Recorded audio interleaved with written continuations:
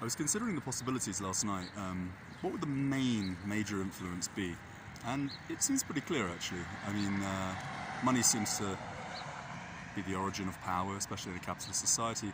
And if you think about how at school, and this probably goes for any nation in the world, how little children are taught about finance and the origin of capital, if you like, which is rather strange considering that that is indeed the pillar of the ideology which is currently prevalent in virtually every society on the planet, and yet they fail to teach kids even personal financing, personal accountancy, things that are so important and so integral to our lives, and yet they're never really taught. But going deeper, they never really explore, do they, the origin of debt, the benefits of debt, who controls debt, the derivative of the banking system, the higher social order. So on that basis, I was pondering, as a result of this COV nonsense, a lot of economies are going to struggle immensely, especially in the coming 2 years. Most countries are in debt anyway. The United States is the most in debt country in the world. It's also the wealthiest country in the world, which again doesn't make sense. Actually, it makes perfect sense, but that's a little bit too complex for this video. But essentially, for every dollar that the Federal Reserve prints, there's debt added to that. The Federal Reserve isn't actually even a public body. All the financial institutions in the world, inclusive of so-called public bodies, are in fact privately controlled, because when you're in debt, who are you in debt to? A country like the United States isn't in debt to a country like Malta or Greece or the United Kingdom. Likewise with the United Kingdom and France and virtually every other country in the world. Who does this debt belong to? It belongs to private banking cartels, and of course these individuals lobby people into power in the first place. But not to go on a tangent, I want to tell you really what the main goal of this is. Now, as a result of this, virtually every country in the world is going to have to go to the IMF. Every country in the world is going to have to go to the World Bank, essentially to be able to pay people's salaries, keep the infrastructure running. I mean, the economies have stagnated as a consequence of these restrictions. I'll tell you a little story, in case you didn't know. You probably don't know, because again, we're not taught this in school, but Battle of Waterloo, 1815.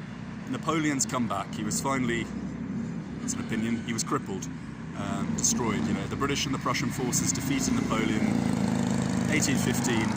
The British government actually didn't even have the funds in its treasury to pay the troops for that battle, nor the conflicts in Spain at the time. In fact, the British treasury was completely broke. Now, in 1815, Great Britain was the most powerful country in the world. It was essentially the United States in comparative terms today. The British Empire, we've all heard of it. The sun never sets on the British Empire, quite rightly.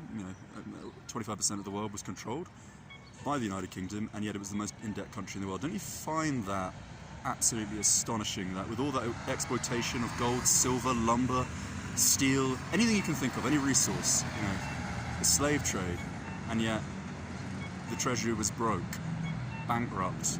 So we had to borrow money from the Rothschild family. It was actually the Rothschild family that financed the Battle of Waterloo and British expansion into Spain to defeat Napoleon. And as a consequence of that one lending scenario in 1815, one of the Rothschilds, because the Rothschild group was split into 4 or 5 different banking cartels, should we call it, in and around Europe. We had the French, the Italian, the Austro-Hungarian, the German and the British, so 5. But the British branch of the Rothschild family became the wealthiest, or that man became the wealthiest individual in the world.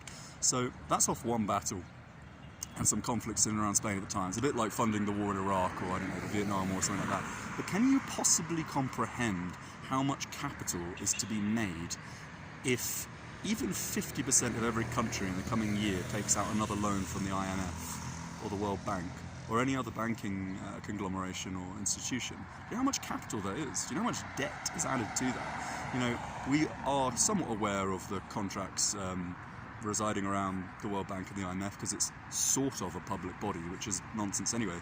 But most of the lending takes place behind the scenes, private contracts, things that won't ever be discussed or disclosed. So, to give you an example, in 2008, after the crash, the US government bailed out the banks.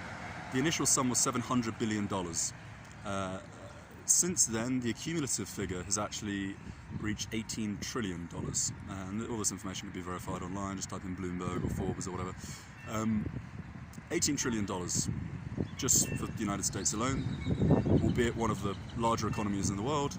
But can you imagine if, like I said, even 50% of countries take out a fraction of that, all at the same time, with debt, with interest? That there is the reason for COVID. Have a think about it.